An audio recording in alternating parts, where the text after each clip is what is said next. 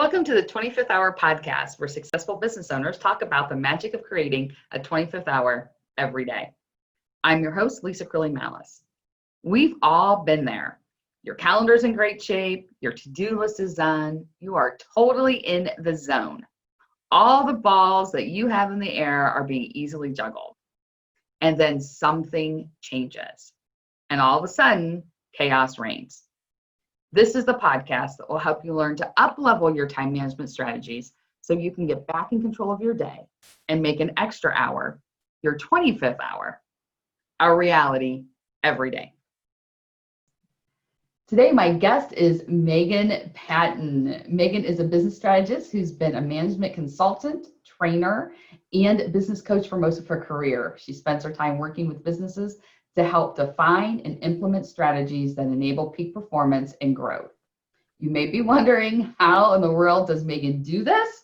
Well, she looks at the way something's done, which is the process, and then she looks at who's doing the work, which are the people, and whether something should be done at all, which is pretty important, and that's the strategy. And then here's the piece that I love about Megan, because her philosophy mirrors my philosophy so closely. Megan approaches each client situation from a perspective of what is working well, measured against the company goals, and then works hand in hand with her clients to develop workable and positive solutions to improving performance.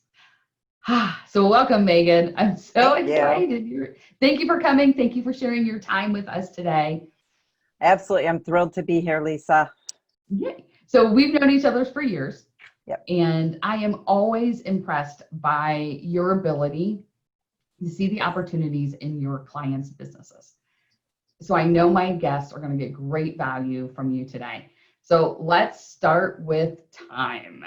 So it's easy to get to the end of the week and wonder, where did the time go? Right. And so I'm curious, what are some of the strategies that you use to help stay in control of your day? Okay. Well, full disclosure, because I was a client of yours, and hopefully I'm still trying to implement, I actually do think quite a lot about the time that you and I spent together, the lessons that I was able to glean from all of your coaching and hand-holding. In my case, I needed the hand-holding. And I try to do those today. And so, I wish I could say I followed a specific formula, so every week looks like X, Y, and Z. Well, in reality, in my case, it just doesn't work that way. But what I try to do is be intentional about every day. And I have a combination of client work, thinking work, board work, so I have these different buckets of time. And I also try to schedule in a couple of things that make me more well-rounded, right? So looking at, where does exercise or movement fall into place?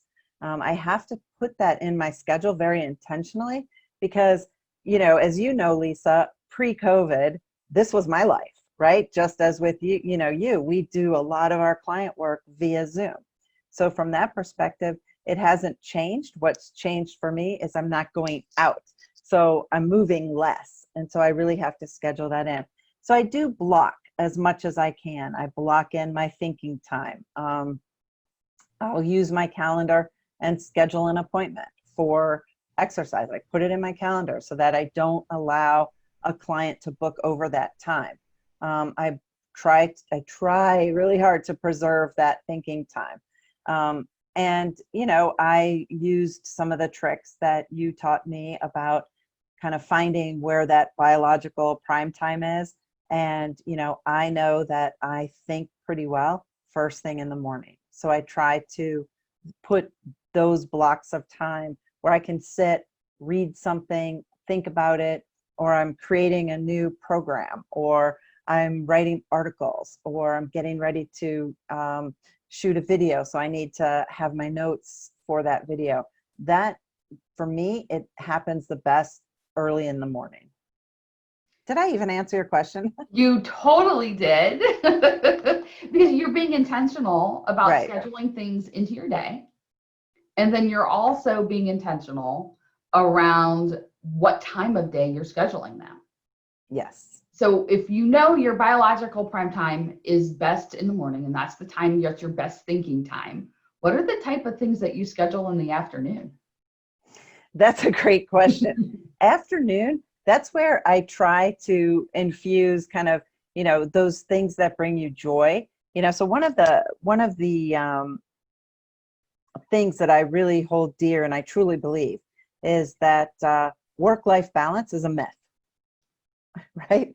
And, we've all been taught throughout our careers, oh, find that work-life balance, work-life balance. Well, as an entrepreneur, as a small business owner, for me, work-life balance isn't an actual thing, right? Because I have to bring my whole self to my business. I bring my whole self to my volunteer work. I bring my whole self to my family.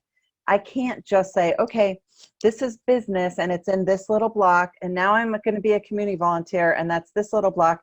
Oh, and now I'm mom. So no, it just, it flows back and forth. And so I look for pockets of time that I can do things that bring me joy. And for me, a lot of times it's walking outside in nature. Another thing that brings me joy is reading. I love to read. I just love books, historical fiction. I have my business reading that I do in my biological prime time. And then I have my, what I call my brain candy reading, which I don't read like, trashy things, but it's just things I don't have to think about, things I can get swept up in. And that really rejuvenates my spirit. When you're talking work-life balance, the thing that comes to mind is work-life integration. Yes, absolutely. Absolutely. I With love that. Yeah, it seems like that's exactly what you're doing. Now, do you find with this idea of work-life balance, which is really work-life integration in your Right. case, do you find then that the boundaries blur? Yeah, sometimes they do. And it's just, I think it's really important in my case. I'll just speak to my experience. I have to monitor those boundaries, right? And I have to say what's okay and what's not okay. Because a lot of my business is international, I work with people across all time zones. So for instance, this morning, I had a call with a guy in the Middle East at 7 a.m. So I was in my office ready to go about 20 to 7. That's super early for me, right? But Yes. I don't mind, I don't mind doing it because it doesn't happen every day. And I want to be flexible in all areas of my life. Flexibility is probably one of the most important things for me. So sometimes with flexibility, quite honestly, comes a little bit of chaos, a little bit of boundary blurring, but with the focus on intentionality, I can manage that, right? I very intentionally offered that 7 a.m. time slot because I didn't want my client to be meeting with me at 9 o'clock his time. I was trying to be accommodating to him, and I'm willing to do that.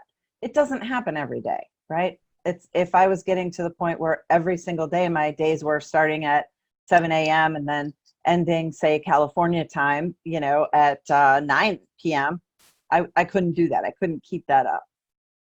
So it's part of my intentionality. So I'm hearing your schedule, thinking time in the morning, things that bring you joy in the afternoon. Mm-hmm. Where do you put all the crap, all the mundane stuff? They fill in the cracks.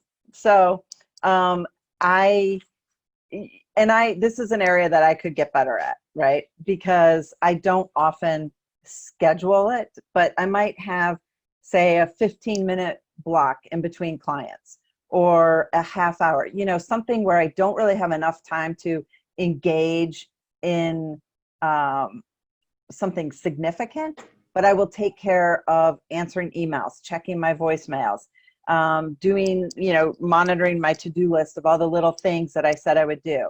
And by little things, I mean things that take maybe 20 minutes or less. but they just niggle at you, And so that's what I call my crack fillers. Nice phrase. I know, right? It sounds kind of inappropriate, actually. Sorry, I started us off by calling it crap to begin Right. with. So, Yeah. Crack fillers is fine. Right. Right. So we've talked a little bit about the fact that you're a business strategist and that you have clients, here in the US and abroad. What exactly do you do? That's a great question. I, I do a lot of different things, but I'll tell you where my passion really lies. My passion lies in helping business owners understand that they need to have a business strategy, right? And that's kind of a top level thinking, a vision, a direction that they're trying to go, a position in the market, etc. But what comes out of that is, great, now you've got this high level strategy. What do you do with it? How do you actually make that strategy happen? What do you need to do on a day-to-day basis? That's where business planning comes in, right? So I look at the business planning as more of an operational task that is fed by the corporate strategy and in turn feeds your people strategy, the company culture, the specific objectives or key performance indicators that you're going to measure to make sure that you are on track to hit your targets. Out of that will also come specific projects that you're going to undertake this year in order to, again, get closer to your vision. So it's operationalizing that business strategy that really gets me excited. And I will work with companies aligning their team members. It's funny because a lot of times we'll ask CEOs or company presidents, owners, what keeps you up at night? And one of the most common refrains that I will hear is, I just can't get my people to do what I want them to do.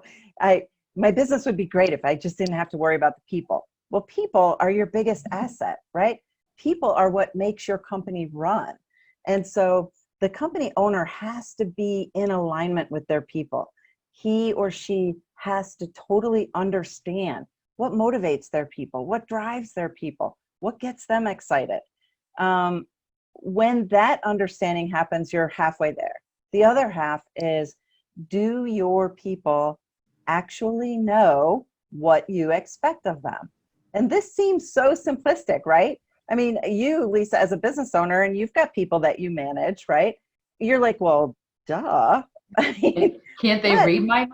Of course they have to know. Exactly. But you would be surprised at how little communication there often is around, here's our company strategy. This is where we're all striving to go. Now, Lisa, you can do these 3 things. Megan, you can do these 3 things. Susie, you're going to do these 3 things. And here's how we're going to measure them. And here's how the 3 of you are going to integrate and share information and move things forward. It's that level of discussion that is so often missing, right? And it's also providing those people with some means or mechanism to get the data that they need to do their jobs and to report out to the rest of the team and to be able to track on an ongoing basis. So that's kind of what I do. And then along the lines, we look at, how does the team integrate? How do they communicate? How are they accountable? All those fun things. And, sometimes we'll get into, this person really has high potential, but they are lacking in a couple of areas. Great. We've got an emerging leader program that we'll put into place to help develop that person. So those are kind of all the things that I do in a company. I just sort of sit at that level right beneath the corporate strategy and make sure things are getting implemented and teams are functioning and growth and development is happening. When I hear you explain the business plan and the business planning, it's so different from how I've always thought of it up until meeting you. Like, I always thought of it as you sit down, you create your business plan, and it's a one and done. Right. And you're going to stick it somewhere, wherever. Maybe you'll visit it again. Right. Probably won't. And then in 5 years, you're like, oh, it's time to do another one. And, right. and then you're like, oh, look, magically, I did hit a couple of these, but I didn't hit a bunch. And the way you describe it is so much more realistic. Well, actually, it's, what you described, the business plan that, I too was raised to, do a business plan like that. And I've taken to calling those a bank book, right? Because that's what it's good for. It's good to go to your bank or your investors or your board and show them this is what we're thinking, right? This is my plan for the next 5 years. But that's not operationalized, right? So that's not going to help me run my business on a day-to-day basis. I need that little roadmap with all of the little tricks and tips and targets built into it so that I know when I get up today, again, it goes back to being intentional, right? I want to run my business intentionally. So what tools do I need to get that done? And for me, that simple operational business plan is what drives my actions. And I think it's really similar to the work that I do with clients when it comes around their time. Mm-hmm. Be intentional, but also like the plan is ever evolving. You said it Absolutely. yourself. You moved more before March. Yeah. And so if you kept the way that you did your calendar and the way that you were intentionally putting things into your calendar, and you didn't adapt and adjust based on what we're going through right now, you'd be missing the mark. And it's the same with the business plan. You have to pull Absolutely. it out and keep looking at it and using it constantly and assessing and evaluating. Yeah. And interesting, you brought up the whole movement thing because that is actually on my business plan, right? So we were talking about, the whole work-life balance, and it's actually work-life integration. Well, it's so integrated into my business that I actually have movement goals and physical goals as part of my KPIs in my business plan. And the reason that is because I need to bring my complete whole self to my business. And if I'm not, the best I can be, they're not separate. I don't have a personal plan and business plan. To me, it's an integration, right? It's about bringing that wholeness together. And yeah, as things change and our economy has changed, back in March, in the beginning of March, we were all using the word pivot. And then that became somehow a bad word. So we're not using pivot anymore. But the reality is you have to be nimble, right? You have to be agile. And you have to be able to look at what am I doing? Where's my zone of genius? Where's my company's zone of genius?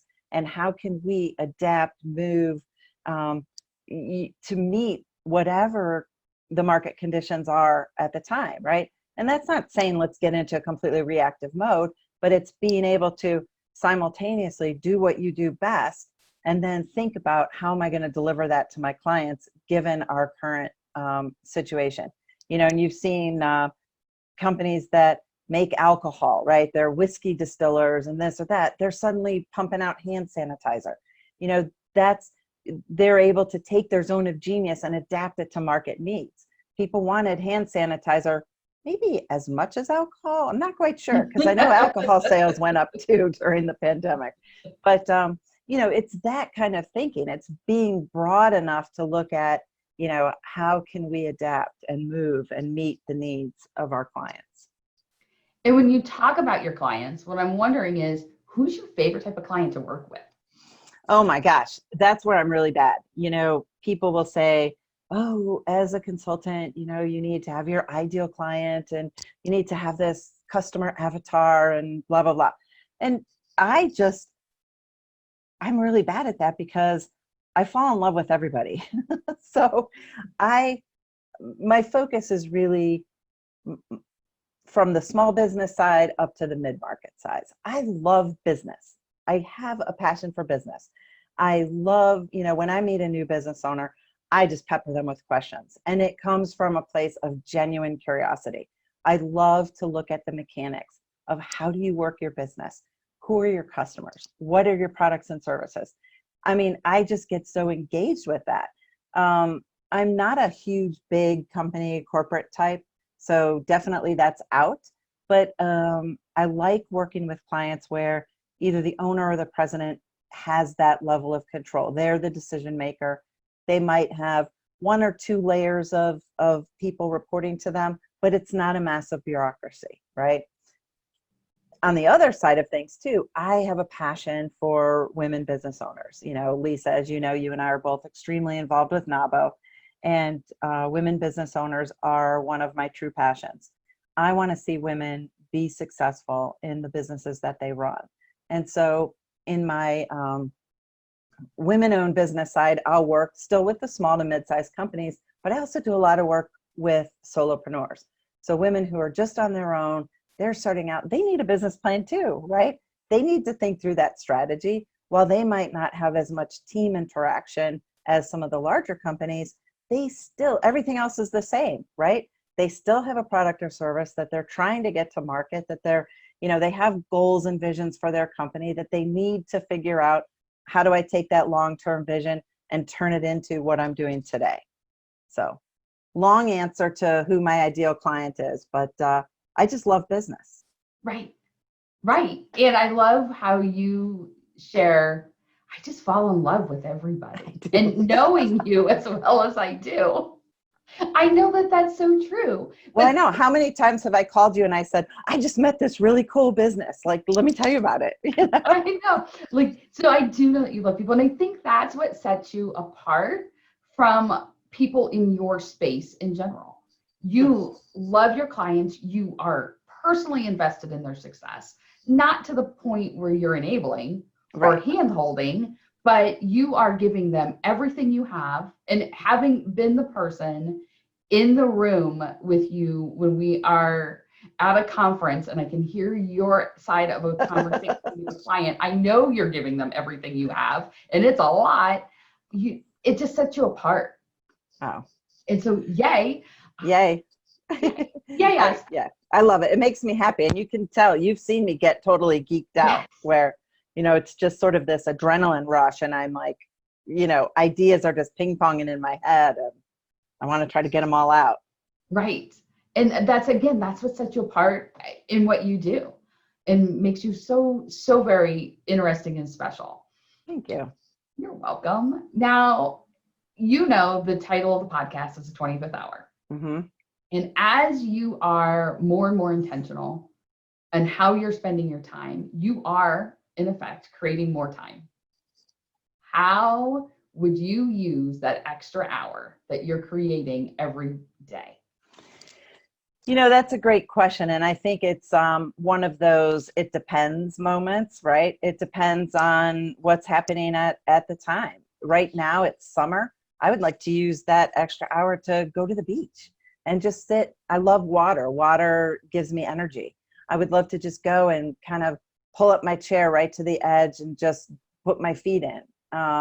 So in the winter, I'm not going to say the same thing. In the winter, I might say curl up with a good book in front of the fire. So I think but for me, it's definitely something that would bring me joy, peace, calmness, meditative stuff along those lines, because that is where, you know, I need to be even more intentional about adding that into my day. You're the first person who I've asked who said, it depends, which is always my answer when someone asks me a question. So thank you for using that. I mean, if we were talking 6 hours from now, I might have a completely different answer. It depends on the mood and where I'm at.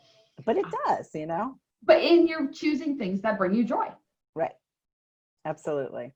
Fantastic. So thank you, Megan, for being a guest today. I truly appreciate your time and your expertise and your sharing your wisdom with all of our listeners. And a shout out to Megan. Yeah. If you, how can people get a hold of you?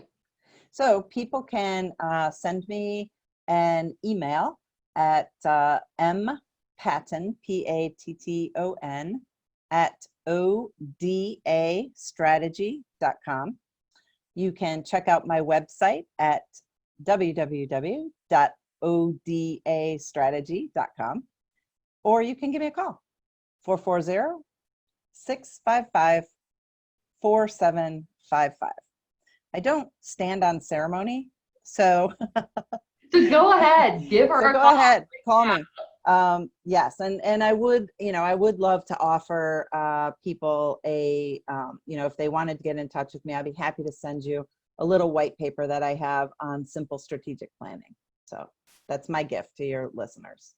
Well, thank you. And what I love about your white paper is it really is simple strategic planning. So if you're like I was when I was first figuring out what in the world was I doing with a business plan, and it was something that I threw on the shelf and never looked at again, this is a document that you can easily get your thoughts in and then be able to start some forward momentum on a strategic path versus just throwing spaghetti on the wall. Right. So thank you Exactly. again, Megan, for being with us. I so appreciate your being here. And if you enjoyed today's podcast, I encourage you, please reach out to Megan. She does not stand on ceremony. Give her a call. And if you want to create the 25th hour in your day, check out this 2-minute quiz at impactivestrategies.com/quiz.